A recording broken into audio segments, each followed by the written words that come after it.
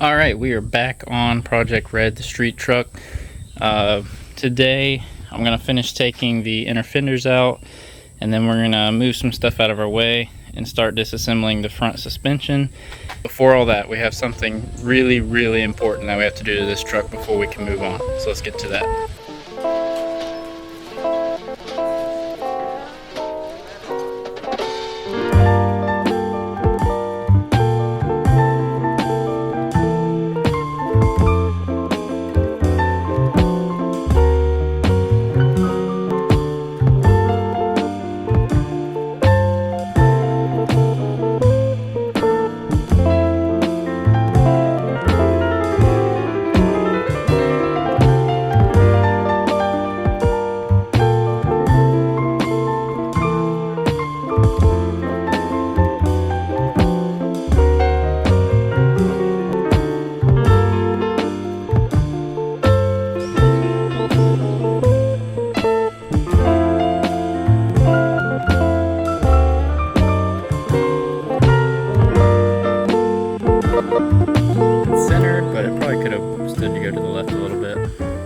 Alright, so what is Pretend Racing? Pretend Racing is a brand that me and my best friend came up with and started a little company. Basically, we sell merch and stickers and things like that all around the culture of racing, but you know, we don't really have real race cars, so we pretend race with everything we have, our dailies, drivers, whatever project cars we have. We're always pretending that we are race cars, and that's kind of the vibe of the brand, which we've had huge support with our friends and our local communities. We haven't really shared it. I mean, we have like an Instagram page, and by the way, you guys go follow it, Pretend Racing. It'll be in the description. But and we've had some good views on there, but nothing crazy like publicly. Most of our support's been local. It's just been fun. I mean, it's a really cool vibe, and definitely would love if you guys went and checked it out and, you know, help support the company. Hopefully here soon we'll have some new designs dropping, and we're super excited for them. It's gonna be cool. So yeah, definitely check out Pretend Racing.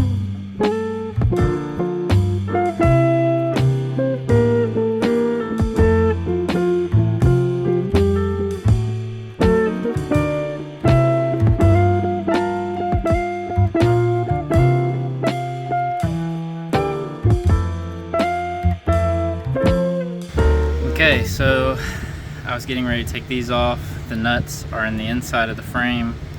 They're not welded or captive or anything, so the bolts just spin.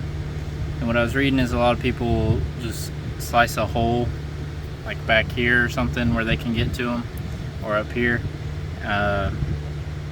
But if you are taking the suspension off, I think you should be able to get to them from in there, maybe? It doesn't look like it. Or maybe up underneath here. So luckily we are doing a full suspension swap deal, so that just means I have to do all that work before I can take those off. So yeah, a lot of work to do. I've got all new, like everything on the front end is all new. I got more stuff in that box. I got the upper control arms fully assembled, and I'm just waiting on the lower control arms to show up. So these probably won't last as long as the original stuff did, but that's okay because eventually we'll be swapping over to tubular stuff. This is just temporary. It was cheap enough to get the suspension rebuilt.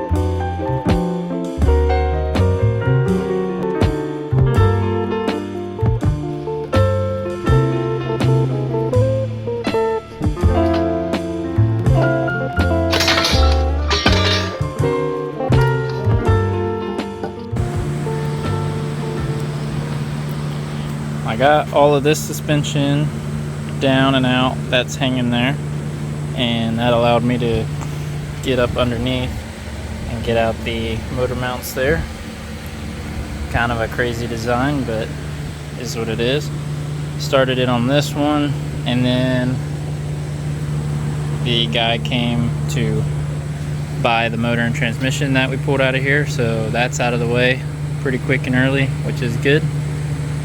Didn't want that thing to just sit, and it's out of our way as well, so that's all good.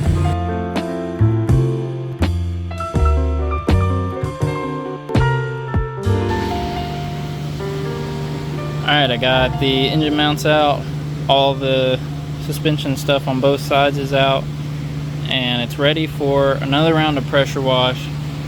Cleaning it up, scrubbing it in certain areas. The dirt is just caked on everywhere. And then still debating on whether or not to throw any paint on it at all or not. I don't know, because when I put the new suspension on, it's going to be all black and shiny. And it's not like you're ever going to see it, but it'll bug me. But I'm also trying to make it not as much work. I don't know. The new engine mounts will go back on, and then the new suspension parts can go back on. And then once all that's back together, it'll be on wheels, and we can roll it over to the welder and go ahead and notch the frame. So some guys notch the frame here like so. They take all this out for the LS oil pan, the truck pan. I don't have the truck pan. I bought the Holley 3021 pan, and people say you don't have to notch this area, but it's a good idea to notch this. So you, from about here to here, you notch it down to this level here. So much easier to do, and it won't look gaudy, and it'll still have plenty of strength. So we're gonna go ahead and do it, even though some people say it's kind of like a 50-50, yes you have to, no you don't. I'm gonna go ahead and do it. I feel like fabricating. I also feel like I might regret saying that, but may as well do it while we're here and not have to worry about it. I do see some, since I've been crawling around the truck, I also see some other things that need attention. And I'm not obviously worried about rust on this truck, but there's a few things like this. There's some light coming through this small area, and it doesn't look like a can of worms, so I'm gonna clean that up, weld that. Looks like a crack or something. And then up underneath where the rear of the seat goes through the floor, it's cracked. Not rusted, just cracked. It's kind of weird. So that's gonna get probably welded, and probably might just reinforce all of them.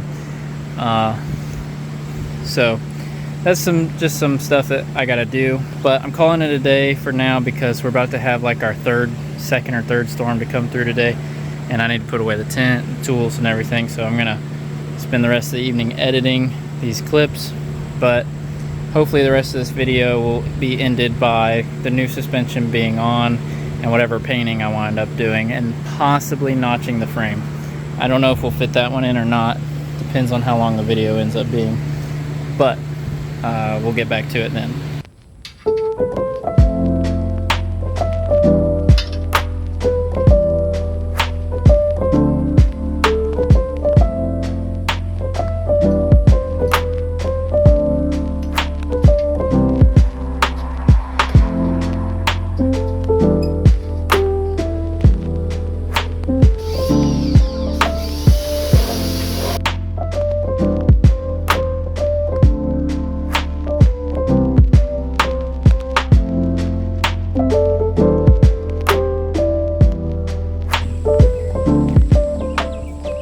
That was a pretty good round of pressure washing.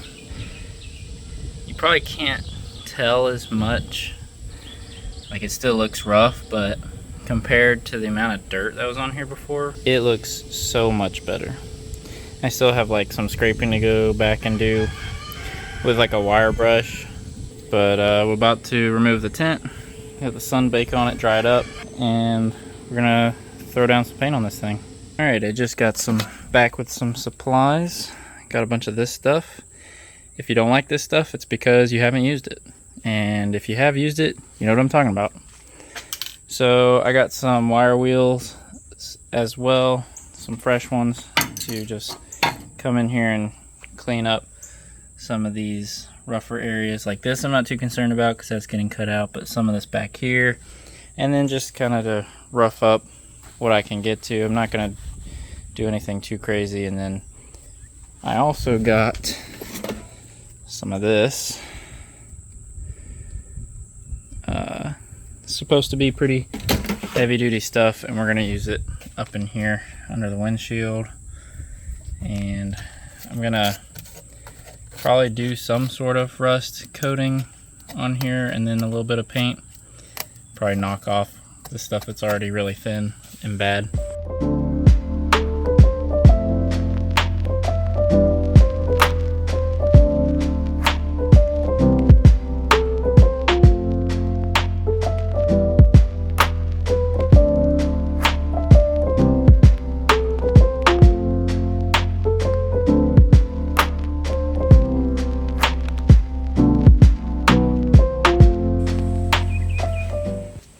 Okay, I kept my word. I didn't spend too much time on it. I probably spent maybe 30 minutes on it with a wire brush, a wire wheel on the drill.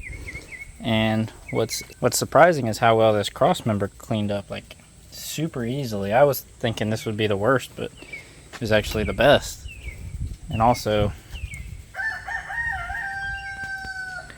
I don't know whose first day it was at GM when this truck was being built, but the welds on here are not that great.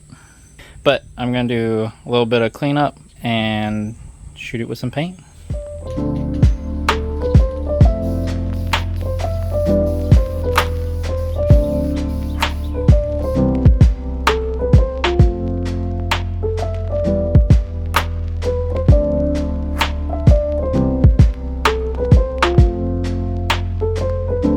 This is just the first coat. Went on really well. I definitely got a little heavy in some places. Not that I actually care, it's just funny. Okay, 2 coats done, 1 can empty. I'm probably gonna do 3 coats just to lock it in, at least give it some kind of a chance. Okay, so I've sort of opened up a can of worms a little bit.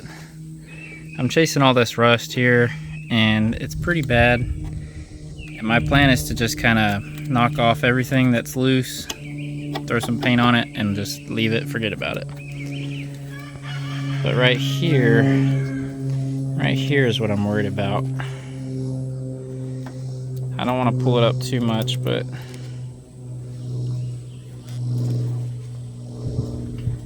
it's pretty bad up under here. It doesn't look like it goes very far up. I could be wrong. But I think I want to pull this trim up, knock all that out, throw some paint in there, and then fill it with the seam seal stuff as well. I'm not gonna wire wheel on that until this is dry. I'm not trying to make this look amazing, but I also don't want to just fill it with trash when I just put fresh paint on it. So I'm gonna let this fully dry, then move on to that part. I probably should have done that part first and then this part.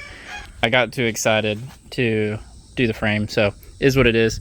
I do need to start cleaning the inner fenders, take apart the core support, and pressure wash those. Alright, I pulled this up, and luckily it's not as bad as I was thinking. There's a small spot right there. I'm just going to clean it up, throw some rust encapsulator, I have some tan paint, throw just a little bit on there, and then I'm going to probably put just a tiny bit of silicone down in there maybe.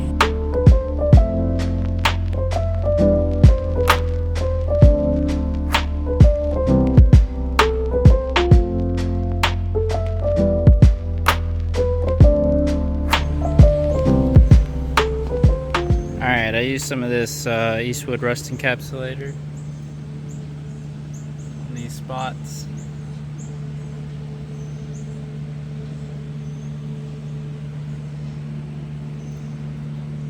Just kind of taped it off and brushed it, got all the loose stuff off, which I am going to run a small bead of, or I should say a thin layer of that silicone down and fill in that hole with it and let that cure before I pop this back in.